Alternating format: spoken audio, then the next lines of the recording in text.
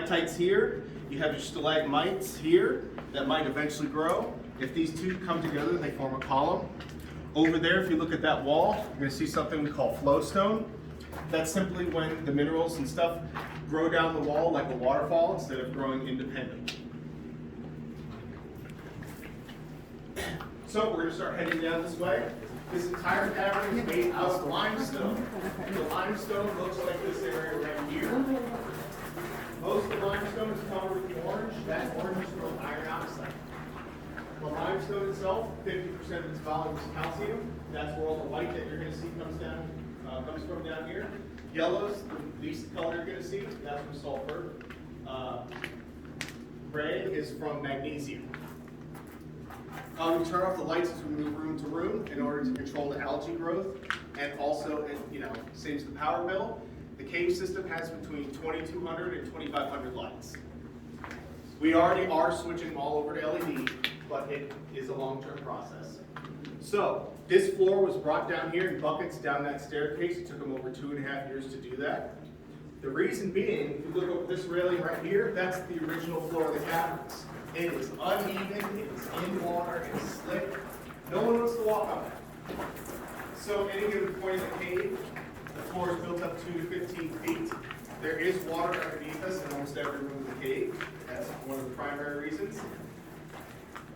We use stone instead of concrete because it allows the water to keep moving through the cave system and down into the water table area. And with the exception of one spot, all the openings here are natural. We did not make them. So we're going to go into a room called Bacon Hall, which will be your first exposure to cave bacon.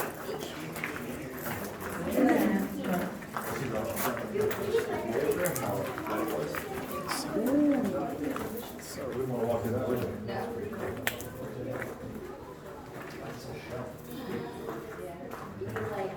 Like cavemen, but they're like stuff on there. You know, you're a cave.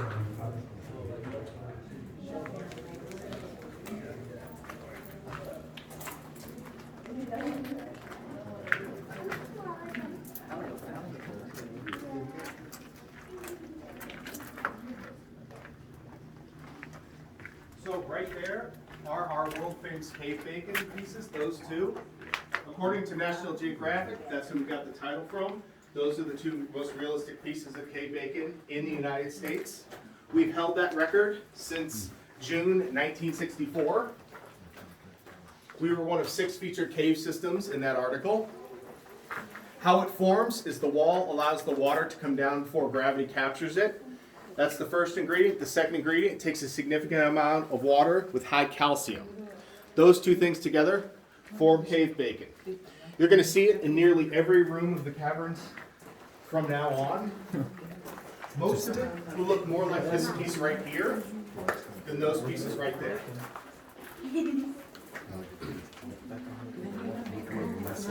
So we're going to head down this way. If you can move to this side of the room for a moment.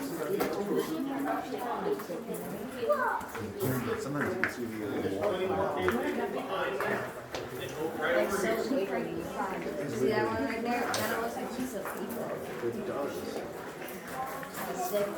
It's all the way through here. It's like a little sugar pot with the sugar loaf. Oh, yeah. That's going to be great.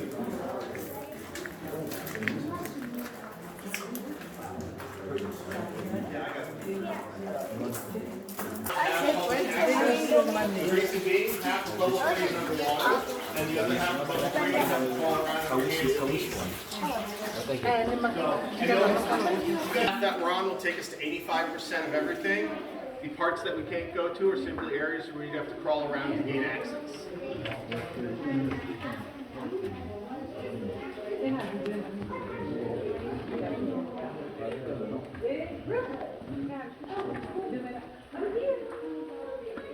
Shows where the path keeps going. Somebody must have claimed it.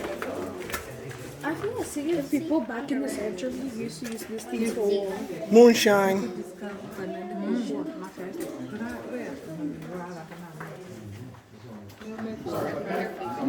So, that opening is where we discovered. Back in 1884, the only thing in this area was a farm. They just made a rock quarry to start building the railroad. Not even that was here yet.